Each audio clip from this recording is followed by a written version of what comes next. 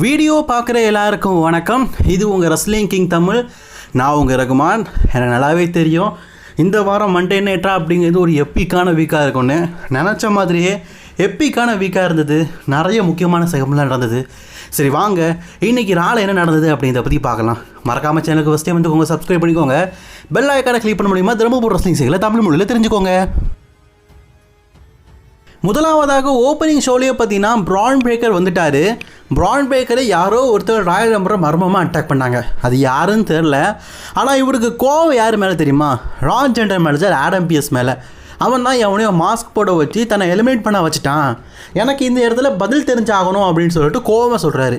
பால் ஹேமன் அந்த இடத்துக்கு வந்து ஐயா வேண்டாம் ஐயா, அவன் ஜெண்டர் மேனேஜர், நம்ம சண்டையை போட வேண்டாம்னு சொல்லிட்டு எல்லாருமே வந்து தடுத்து நிறுத்துறாங்க விஷன் டீமெல்லாம். அப்போ பால் ஹேமன் சொல்கிறாரு, பிரான் பிரேக்கர் சொல்கிறது நெசந்தான், எனக்கு கூட அது டவுட் இருக்குது. அதுக்கான ஆன்சரை இப்போ இந்த இடத்துல ரான் ஜெண்டர் மேனேஜர் வந்து சொல்லணும் அப்படிங்கிற மாதிரி பால் ஹேமன் சொல்கிறாரு. அப்போது அந்த இடத்துக்கு செக்யூரிட்டி கார்ட்ஸ் எல்லாம் பார்த்தீங்கன்னா கோமி நிற்கிறாங்க. அப்போ Raw general manager Adam Pearce என்ன சொல்கிறாருன்னா, நீ சந்தேகப்பட வேண்டியது என்ன கிடையாது, ஒன் டீம் கூட இருக்கிறவங்க. நான் ஒரு ஜெண்டர் மேனேஜர், என்னுடைய பணியை நான் செஞ்சேன். நம்பர் 2 அப்படிங்கிறது உனக்கு கிடைச்ச பிக்கு. ஆனால் நீ என்ன சந்தேகப்படுறது தப்பு. எனக்கு என்னமோ டவுட் யார் மேலே இருக்குதுன்னா உன் கூட இருக்கவங்க மேலே தான் டவுட்டாக இருக்குது.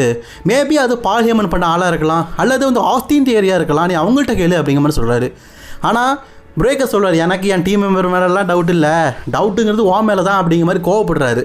கோவப்பட்டது மட்டும் இல்லாமல் ஆடம் பிஎஸ் அடிக்கிறதுக்கு வர போகிறாரு. உனக்கு லாட் ஆஃப் சர்ப்ரைஸ் இருக்குது அப்படின்னு சொல்லிட்டு எல்ஏ நைட்டை இன்றைக்கி ராக்கு ரிட்டர்ன் ஆக வச்சுருக்காரு.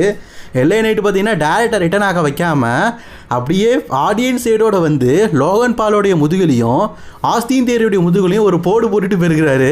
ஸோ பிரான் பிரேக்கருக்கு என்ன பண்ணுறதுனே தெரில. என்னடா எங்கே பார்த்தாலும் எமகண்டமாக இருக்கேன்னு சொல்லிட்டு தலையை பிச்சுக்கிட்டு இருக்காரு. சரி, இந்த செக்மெண்ட் அப்படியே முடிஞ்சுது. நெக்ஸ்ட்டு ஒரு மேட்சுங்க. ஜோவேன் ஈவென்ட் உங்களுக்கு தெரியும் நினைக்கிறேன். அவருக்கும் El Grande Americano, actually 2 El Grande Americano இருக்கிறாங்க. அதனால் இவரை நம்ம வந்து எல் கிராண்டே அமெரிக்கானாவும் ஒரிஜினல் ஓஜியை நம்ம ஓஜி எல் கிராண்டே அமெரிக்கானோ அப்படின்னு நம்ம சொல்லலாம். இப்போது இந்த எல் கிராண்டே அமெரிக்கானாவுக்கும் ஜோயோனிஸ்க்கு மேட்ச் நடக்க காரணம், ஜோயோனிஸ்க்கு இன்ஜுரி ஆகிறதுக்கு காரணம் இவர் தானே. ஸோ அதனால் இந்த மேட்ச் நடந்தது. இடைப்பட்ட நேரத்திலேயே ஒரிஜினல் எல் கிராண்டே அமெரிக்கானோ வந்துட்டார். அதாவது நம்ம தாடி வச்ச ஜே கேபிள். இதை பார்த்து இவர் ஷாக்காக அந்த வாய்ப்பை பயன்படுத்துகிற ஜோவன் எவன்ஸ் ரொம்பவே க்ளீனாக இன்றைக்கி எல் கிராண்டே அமெரிக்கானோவை பீட் பண்ணி வின் பண்ணிட்டார். அந்த மாஸ்க்குள்ளே இருக்கிறது யாருன்னு நமக்கு தெரியும். மேபி எனக்கு தெரிஞ்சு டபிள்யூபி பார்த்தீங்கன்னா இந்த ஸ்டோரியை மாஸ்க் விஸ் மாஸ்க்குக்காக ஸ்டோரி டெவலப் பண்ணுறாங்க போல இருக்குது.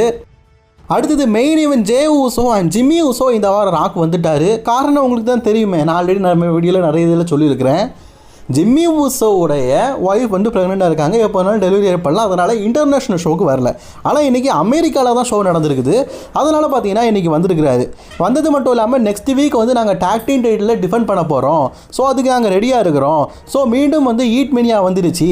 அண்ட் என்னுடைய பிரதர் ராயல் ரம்பல் வின் பண்ணியிருக்காரு, ரெஸ்ல்மேனியா சாம்பியன்ஷிப் வின் பண்ண போகிறாரு, நாங்களும் சாம்பியனாக இருக்கிறோம் அப்படிங்கிறத ஜிம்மி அண்ட் ஜே ஊசோஸ் பார்த்தீங்கன்னா ஒரு செலிப்ரேட்டிங் மூடோட ரசிகர்கள் மத்தியில் பேசிகிட்டு இருக்கிறாங்க.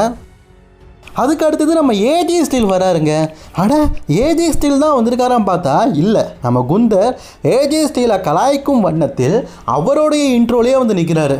அடங்கொம்மால என்னடா பண்ணுறீங்க அப்படிங்கிற மாதிரி தான் இருந்தது.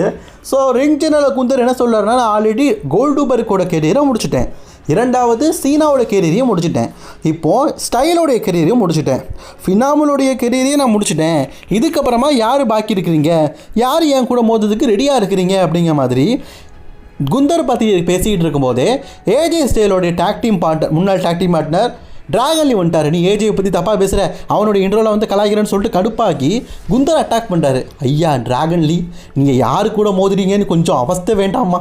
மோதுறது குந்தரையா, குண்டி பழுக்க சாப்ஸ்லாம் போடுவோம் ஐயா. பின்னி எடுத்துட்டாருங்க குந்தர். சும்மாவே ஒருத்தன் மாட்டினார்னா குந்தர்கிட்ட சட்னி தான். இதில் டிராகன்லியெல்லாம் மாட்டினா என்ன ஆகும் யோசிச்சு பாருங்கள். எப்போ உண்மையிலேயே இவர் ஒரு டேஞ்சரஸ் ஃபெல்லோ தாங்க. ஏன்னா அந்த ரிங்குக்கு அந்த ரோப் இருக்குது பார்த்தீங்களா, அதில் டிராகன்லியை அதாவது மேலேருந்து ஒரு கீழே தொங்க விட்டா கீழே கால் ஏட்ட மாட்டுக்குங்க. அப்படி தூக்கில் தொங்குனா எப்படி இருக்கும், அந்த மாதிரி போட்டு சித்திரவதை பண்ணுறாரு. நான்லாம் அதை பார்க்கும்போது ஏடா மூச்சு முட்டி செத்துற போகிறான்டா காப்பாற்றுங்கடா அப்படிங்கிற மாதிரி தான் தோணுச்சு. உண்மையிலேயே அது ரியாலிட்டிக்காகவும் பார்க்கறதுக்கு ரொம்ப ஆக்ரோஷமாகவும் இருந்தது. ஒரு வைலன்ஸியான ஒரு விஷயத்தை பார்த்தீங்கன்னா குந்தர் பண்ணியிருப்பார். இதை பார்த்த உடனே எனக்கெலாம் பார்த்தீங்கன்னா அல்லு விட்டுருச்சு. குந்தர் நாளுக்கு நாள் பார்த்தீங்கன்னா கெரியர் கில்லர் அப்படிங்கிறத காட்டிலும் டபிள்யூடபிள்யூலேயே ஒரு டெமான்ஸ்ட்ரேட் ரெஸ்லராக மாறிட்டு இருக்காரு அப்படிங்கிறது தான் நிஜமான விஷயங்க. அடுத்து பேக் ஸ்டேஜில் Raw general manager Adam Pearce இருக்கும்போது பாலையா அவரை பார்த்து பேச போகிறாரு. நான் பாரு ஆடம் பிஎஸ், இன்றைக்கி எல்ஐ நைட் வந்து எங்ககிட்ட வம்புழுதுக்கிறான், பிரான் பிரேக்கர் வேறு வெறியாக இருக்கிறான். ஸோ இன்றைக்கி நீ வந்து எல்ஐ நைட்டுக்கும் பிரான் பிரேக்கருக்கும் மேட்ச் ஃபிக்ஸ் பண்ணுன்னு சொல்லும்போது, இல்லை நான் பிரான்சன் ரீடுக்கும் பென்டாக்கும் ஒரு மேட்ச்சை இன்றைக்கி அஃபிஷியலி கன்ஃபார்ம் பண்ணிட்டேன், அதனால் அவனுக்கு மேட்ச் இல்லை. அது மட்டும் இல்லாமல் அவன் என்னை பற்றி தப்பாக பேசிட்டான், ஆல்ரெடி நான் சஸ்பெண்ட் பண்ணிவிட்டு மறுபடியும் அவனை விட்டதே பெரிய விஷயம், இதுக்கு மேலே இந்த இடத்துல இருந்தானே நான் அவனை டிஸ்மிஷே பண்ணிடுவேன். ஸோ நீயும் அவனும் இந்த இடத்த விட்டு போயிடணும். எப்படி இன்றைக்கி பிரான்சன் ரீட் மேட்ச் நடக்க போகுது, அதுக்கு முன்னாடியே நீங்கள் இந்த இடத்த விட்டு போயிடணும் அப்படிங்கிற மாதிரி ராஜ் மெண்டல் சொல்லிட்டாரு. வேறு வழி இல்லை, பாலியவன் போய் தான் ஆகணும். மேக்ஸ் டூர்பின் பார்த்தீங்கன்னா நெக்ஸ்ட் வீக் வந்து நேட்டை கூட ஒரு மேட்ச் விட போகிறாங்களா, அதாங்க நம்ம நட்டாலியா பாட்டி அவங்க கூட ஒரு மேட்ச் விட போகிறாங்களாம். ஸோ அதுக்காக பார்த்தீங்கன்னா ஒரு ஒப்பந்தம் பேசுகிறாங்க. ஆமாம் மேக்ஸ் டூர்பின் என்னது அழகுக்காக இப்படி ரெண்டு சைடும் அப்பியிருக்கிறீங்களா, இல்லை நாங்கள் கலாய்க்கணும்னு அப்பியிருக்கிறீங்களா? அடுத்தது வால் ரைடர்ஸ். காய்ஸ், வால் ரைடர்ஸ் இன்றைக்கி ராக் வந்திருக்கிறாங்க. ஆனால் இதுக்கப்புறமா ட்ரிபிள் தான் சண்டை போட போகிறாங்க. டபிள்யூபிள்யூ சேர்ந்த பல ரசில் சும்மா இருக்கிறாங்க, அவங்கள ட்ரிபிள் போய் சண்டை போட வைக்கிறாங்கல்ல. ஸோ நெக்ஸ்ட் வீக்லேருந்து அவங்க ட்ரிபிள் போக போகிறாங்க. அதுக்கு முன்னாடி பேக் ஸ்டேஜில் பயங்கர கோபத்தின் உச்சத்தில் இருக்கிற பிரான் பிரேக்கர் பேக் ஸ்டேஜில் இருக்கிற திங்ஸ் எல்லாம் உடச்சிட்டு ராவுட்டு போகிறாரு. ஏன்னா அவர் ராவுட்டு போகணும்னு சொல்லிட்டார்ல. பால் யமன் எப்படியோ சமாதானப்படுத்தி கூட்டிகிட்டு போயிட்டாருங்க. சரி, இப்போ வார் ரைடர்ஸ் கூட மோத போகிறது எந்த டேக் டீம் அப்படின்னு கேட்டிங்கன்னா டேக் டீம் கிடையாது, த சோலோ ரெஸ்லர். சோலோ ரெஸ்லர்னால் யாரும் உங்களுக்கு தெரியும்? Yes, Oba Femi, the ruler, the future, the Oba Femi. உண்மையிலே சொல்கிறாங்க, நான் இந்த ஃபேனோட பிக் ஃபேன் ஆகிட்டேன்.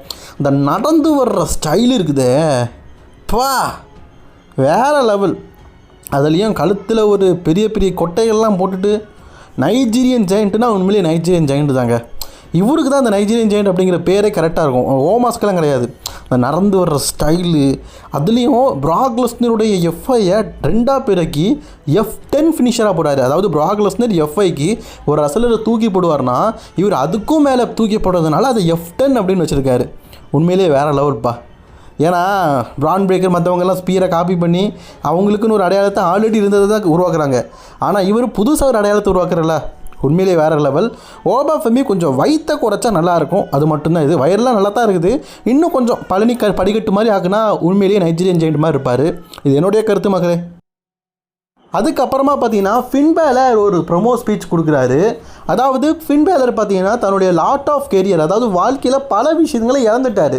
இதுக்கப்புறமும் இழக்கிறதுக்கு அப்படின்னு சொல்லிட்டு ஒன்றும் இல்லை. நான் வந்து இப்போது கண்டிப்பாக ஹெவி வெயிட் சாம்பியன் ஆகி ஆகணும். சியப்பா நீ எப்போ எந்த இடத்துல மோதலான்னு சொல்லி நான் ரெடியாக இருக்கிறேன். அண்ட் எனக்குள்ளே இருக்கிற எல்லா கெட்ட விஷயங்களும் வெளியே வர ரெடியாக இருக்குது அப்படிங்கிற மாதிரி ஃபின் பேலர் ஒரு ஸ்பீச் கொடுக்குறாரு. அண்ட் ஃபின் பேலருக்கும் சிஎம் பாங்குக்கும் கூடிய சீக்கிரம் ஒரு ரீமேட்ச் நடக்க போகுது காய்ஸ். அதுக்கான ஒரு ஹிண்டிங் ப்ரொமோவாக தான் இன்றைக்கி ஃபின் பேலர் பேசியிருக்கிறாரு. அதுக்கப்புறமா நிக்கி பெல்லா வராங்க. நிக்கி பெல்லா மட்டும் இல்லைங்க, நம்ம ப்ரீ பெல்லா சேர்ந்து த பெல்லா ட்வின்ஸாக வராங்க. Last one time right for WWE.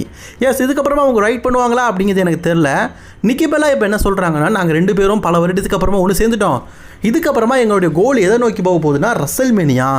And நாங்கள் வந்து ஒரு ட்வின்ஸ் கண்டிப்பாக டாக் டீம் சாம்பியன் இருக்கணும். ஸோ நாங்கள் வந்து உமன்ஸ் டாக் டீம் சாம்பியன்ஷிப்பை டிக்ளேர் பண்ணுறோம். அதாவது அடுத்தபடியாக நாங்கள் டாக் டீம் சாம்பியன்ஷிப்பாக மோத போகிறோம்.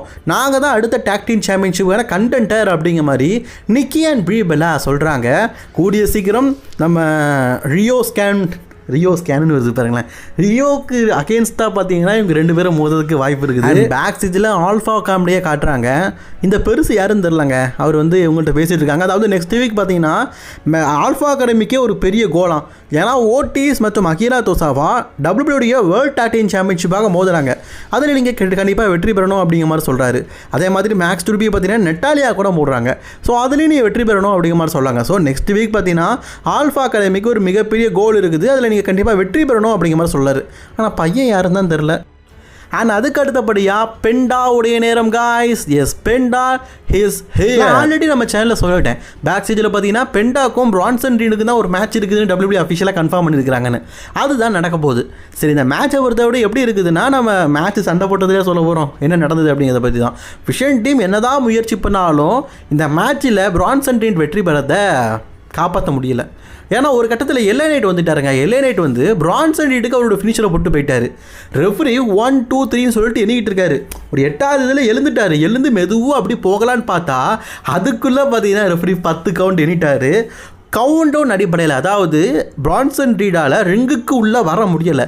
அதனால் கவுண்ட் டவுன் அடிப்படையில் பார்த்தீங்கன்னா இந்த மேட்ரோடைய வெற்றியாளர் பெண்டா கவுண்ட் டவுன் அடிப்படையில் இன்றைக்கி பிரான்சன் ரீடை பீட் பண்ணிட்டாரு. பாலியமனை பாருங்களேன், என்னடா இது, ஒரு பக்கம் பிரான் பிரேக்கரு, இன்னொரு பக்கம் இது, சுற்றி அடிக்கிறீங்களாடா, என்னடா பண்ணுன்னு சொல்லிட்டு முடிச்சுக்கிட்டு இருக்காரு. ஐயா, இதுக்கெல்லாம் ஒரே வழி, ப்ராக் லெஸ்னர் கூட்டிகிட்டு வாங்க, நல்லாயிருக்கும். அப்புறமாக நீண்ட நாளுக்கு அப்புறமா டாமினிக் மிஸ்டீரியோ இன்று மண்டே நைட் ராக்கு வந்துட்டார். ஐயா, நீ வந்தாதான் ஐயா கலகலகதான் இருக்குது, இல்லாட்டா போலன்னு இருக்குது. அதுவும் 2 டைட்டிலும் இடுப்புக்கே நிற்கலை. நீ பண்ணுற அலும்பு தாங்க முடியல பற்றியா. சரி, வந்தாச்சு. இப்போ என்னன்னாலையும் ராயல் ரம்போ 2026 வெற்றி பெற்றிருக்காங்க. அதை செலிப்ரேட் பண்ணிட்டு இருக்காங்க. ராய்கேல் ராட்ரிகஸ் கேட்காங்க, நான் வேறு, நீ ராயல் ரம்போ வெற்றி பெற்ற சந்தோஷம் தான், ஆனால் நீ என்ன எலிமினேட் பண்ணியிருக்க, அது எதுக்காக அப்படிங்கிற மாதிரி கேட்கும்போது, நான் பாரு சிஸ்டரு, நீ இன்றைக்கி உமன்ஸ் ஹெவிவெயிட் சாம்பியன்ஷிப்பாக மோத போகிற, உனக்கு இந்த ராயல் ரம்போ அப்படிங்கிறது தேவையில்லை, ஆனால் நம்ம ஜஸ்மெண்ட்டுக்கு தேவையில்லை, அதனால தான் நான் ராயல் ரம்போ வெற்றி பெற்றேன், நீ தப்பாக நினைக்காத. இப்போ வந்து இந்த மேட்ச் நடக்க போது உமன்ஸ் ஹெவிவெயிட் சாம்பியன்ஷிப், இதில் உனக்கு உறுதுணையாக நாங்கள் இருக்கோம், நீ கண்டிப்பாக இன்றைக்கி வந்து உமன்ஸ் ஹெவிவெயிட் சாம்பியன் ஆகுற, அதை நாங்கள் பார்க்குறோம் அப்படிங்கிற மாதிரி சொல்கிறாங்க. ராட்ரிகஸரும் சரி, நான் ரெடி, அவளை வர சொல்லுங்க அப்படிங்கிற மாதிரி சொல்கிறாங்க. ஸோ ஸ்டெஃபனி வால்கரும் வராங்க. அடுத்தது ஸ்டெஃபனி வால்கர் வெர்சஸ் ராய்கேல் ராட்ரிகஸ்க்கான உமன்ஸ் வேர்ல்ட் சாம்பியன்ஷிப் மேட்ச் நடக்குதுங்க. இந்த மேட்சை பற்றி சொல்லணும்னா, எல்லாருமே வந்து எப்படியாவது ஸ்டெஃபனி வால்கரை தோக்கடிக்கணும், எப்படியாவது ராட்ரிகஸை வெற்றி பெற வைக்கணும்னு சொல்லிட்டு டீம் மெம்பர்ஸ்லாம் ரொம்ப முயற்சி பண்ணுறாங்க. ஈவன் டைட்டில் வச்சு அடிக்கூடன்னு சொல்லி லிவ் மார்கன் சொல்கிறாங்க. ஆனால் அது எல்லாத்தையும் தாண்டி ஸ்டெஃபனி வால்கர் அவங்களுடைய உமன்ஸ் ஹெவிவெயிட் சாம்பியன்ஷிப்பை ரீடைன் பண்ணிட்டாங்க. ரீடைன் பண்ணதுக்கப்புறமா இப்போது ரூட்டு கிளியர் ஆகிட்டல, யார் வேணாலும் சேலஞ்ச் பண்ணலாம். லிவ் மார்கன் பார்த்தீங்கன்னா ஸ்டெஃபனி வால்கரை அட்டாக் பண்ணது மட்டும் இல்லாமல் அவங்களுடைய உமன்ஸ் வேர்ல்ட் சாம்பியன்ஷிப்பை தூக்கி காட்டி, நான் தான் உன்னை அடுத்தபடியாக சேலஞ்ச் பண்ண போகிறேன், நான் தான் உன்னுடைய அடுத்த சேலஞ்சர் அப்படிங்கிறத ரசிகர்கள் முன்னாடி காட்டிட்டாங்க. ஸோ WWE பார்த்தீங்கன்னா லிவ் மார்கனுக்கும் ராய்கேல் ராட்ரிகஸும் தான் ரசல்மேனியாக்கான ஸ்டோரியை கொண்டு போக போகிறாங்க.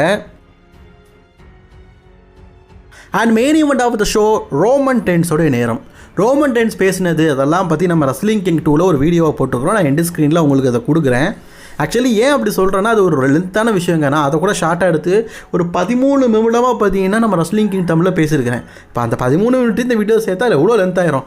அதனால் ஷார்ட் அண்ட் ஸ்வீட்டாக சொல்கிறேன். நீங்கள் முழுசாக தெரிஞ்சுக்கணுன்னா அந்த சேனலில் போய் தான் பார்க்கணும், சரிங்களா? ரோமன் ரெயின்ஸ் வராரு, எல்லாருமே எக்னாலஜ் பண்ணுறாரு, நான் ராயல் ரம்பை வெற்றி பெற்றுட்டேன், இப்போ நான் யாரை சேலஞ்ச் பண்ணுறதுன்னு தெரியல, நான் ட்ரூ மேக்கின்டரை சேலஞ்ச் பண்ணுவான்னு சொல்லும்போது ஃபேன்ஸ் எல்லாம் பூ பண்ணுறாங்க. அதுவே சிஎம் பாங்க சேலஞ்ச் பண்ணுவான்னு கேட்கும்போது ஃபேன்ஸ் எல்லாம் சந்தோஷம் பண்ணுறாங்க, சிஎம் பாங்க சேலஞ்ச் பண்ணுங்க அப்படின்னு. சரி, நான் வந்து முடிவை வந்து கூடிய சீக்கிரம் தேர்ந்தெடுத்து சொல்லுவேன், இப்போ இல்லை அப்படின்னு சொல்லும்போது அந்த இடத்துக்கு பங்கு வந்துட்டாருங்க. சிஎம் பாங்க வந்து யாரை பற்றி பேசுகிறாருன்னா ஃபின் பேலரை பற்றி பேசுகிறாரு.